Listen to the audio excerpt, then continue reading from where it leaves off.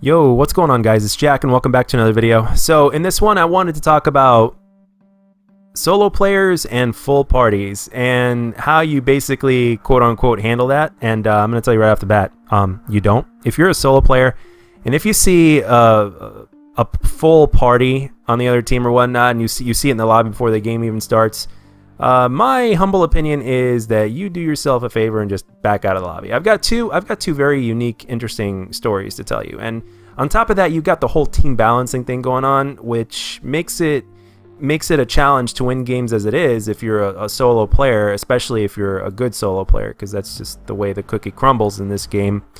But you know what? At the same time, I'm not really complaining right now, especially as of much, especially with this newfound hit detection, which allows me to do a hell of a lot more than I did before, and I'm loving it, and I can't wait to get on and play another long-ass session in this game. But even with all that being said, there's a few things that we need to realize, and that is that you can only do so much. Now, I know that there are plenty of players out there that do know this, but I wanted to make a video about it because there are those players out there that are solo players and they're getting good at the game, and the thing is they're daredevils, basically the way I used to be, and they'll stay in every lobby, they'll never back out regardless of what happens. But in this day and age, with the way Black Ops 4 is set up, and as well as a team balancing algorithm or whatever you want to call it, and everything in between, you can only do so much. And I've got two unique and interesting stories that you guys can kind of relate to in a sense, and things that'll kind of be like, oh, okay, well, it's, first of all, you got nothing to prove, really. I mean, what the odds are so against you when you're going up against a full party in the first place. So you've really got nothing to prove, and you could be the best player in the world, and if you're going up against a team of good players, simply because of the communication factor and the fact that it's Call of Duty and you're outnumbered, and on top of that, there's no advanced movement to kind of bail you out of situations that normally you'd get killed in. There's nothing, there's little to nothing you can do. So it's not even worth it. It's not even a contest or whatnot, and it's basically the equivalent of the best. It's basically like playing a competitive Call of Duty match with just you, and everybody else has never even tried a competitive Call of Duty match, and you're playing against seasoned players that play competitive all the time. So again, definitely not fair, and it's not even worth trying until you get your own team of people that know what they're doing, and you basically see who the better team is. Simple as that. And one of the stories that I wanted to tell you is that back during COD Ghosts, when PwnStars.com was still playing on console, he was making a class setup video, and he immediately after that basically got into a lobby. He searched for a lobby in TDM so that way he can show himself using that class immediately without any cuts or anything, right? So in that game specifically, he got, in a 75 kill score limit TDM, he got 50, I think he got 57 kills. 57 kills. And guess what? His team still lost. So, and at the end of that video, he said he can only do so much, man. I mean, no matter how good you are or no matter what your situation is, you can only do so much. And that's basically like the curse of a solo player right there sometimes. But I also want to go back and talk about the second story, and that is that you could be the best player in the world, but if you run into full-on parties that know what they're doing, you being a solo player and dealing with the bad teammates on your team and getting streaks dropped on you and having nobody to communicate with, you can have the best gun skill in the world, you can be the best player in the world, but there's going to be little to none that you're going to be able to do. So there really is no shame in backing out of lobbies. There's a reason why you see some of the best solo pub stompers out there, that especially that do this YouTube thing and streaming. There's a reason why you see them back out whenever they see all of a sudden like 4, 5, or 6 people that are partied together. There's a very good reason for that.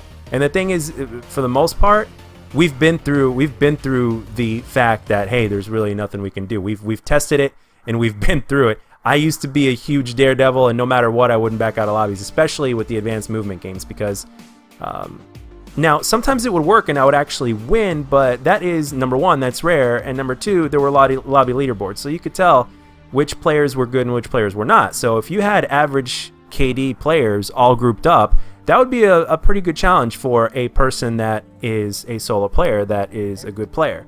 And for those of you guys that know what I'm talking about from experience, if you run into a lobby, a party or whatnot of 4 players or more that are, let's say, above average KD players, like let's say a 1.5, that's going to be a big ass motherfucking challenge. I mean, you're probably not going to win that regardless of how good you are, because they're above average and there's a certain knowledge they have in the game and communication. So it's tough. I mean, again, it's chance, you still have like a 1 in 100 chance to win by average, but at the same time, you know, this is why a lot of really good players, they'll have like one more really good player that they just roll with, and they'll keep it at that.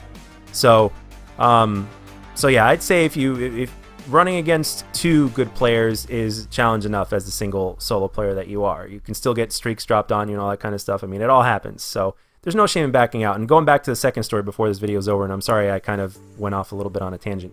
Dashy, who is arguably the world's best Call of Duty player right now. People are saying that he's going to be the next Scump. They just finished the first Black Ops 4 competitive event in Vegas, and they won. And Dashy was the MVP. And I've seen a few videos of this kid, and as I just recently found out about him, and you know, I just wanted to see, I've seen a few of his pub gameplays, and man, he's a very talented young man, to say the least. He's an amazing player. And there was one other video that I've seen from a pub stomping clan, and they ran into him, and after about 1/3 of the match, give or take or so, and I think it was on Nuketown as well, Dashy backed out. He wasn't, first of all, he said he wasn't warmed up, and on top of that, he just, you know, spawn die, and, you know, barely get that many kills or anything. And the thing is, well, he was going up against a group of good players, and the bad players on his team sucked, and on top of that, it was Nuketown, so it was spawn die, so the guy backed out.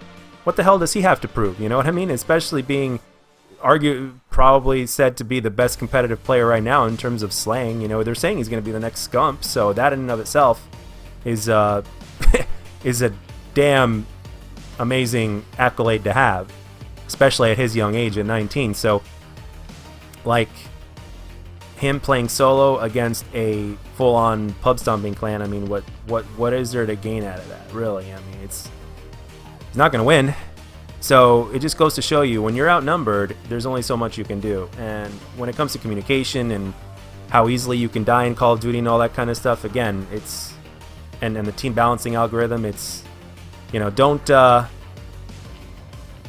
let your ego as a solo player get the best of you, and just back out of the lobby and find another lobby, and then just move on from there. It's only going to make you frustrated, and trust me, I know. So I just wanted to talk about a couple of the COD lessons that I've learned, and while giving you guys a few interesting examples. And there are people that watch or have seen my videos that are amazing players, that have amazing KDs, and they can do amazing things. But I'm sure even they will tell you that they've done some amazing things in terms of going up against full parties, but chances are those people weren't that good, and on top of that, it's pretty rare. You know, it's pretty rare. If there were a full party of good players, then the outcome would have been different. So, but anyway, guys, that's what I wanted to talk to you guys about in this one. I'm enjoying the hell out of this game, and I'm glad to read the comment section that you guys noticed the difference as well. And let's keep at it. And by the way, in due time, I will make a video talking about how I will be recruiting for clans when clan wars come to be. It's actually going to happen before, so we can be prepared. But I'll make another video going in full depth into that. But that's it. That's all I got for this one, guys. I hope you enjoyed the gameplay and the commentary. And if you did, let me know. And if you didn't, let me know what I can do to make my videos better. I'll catch you guys on the next one.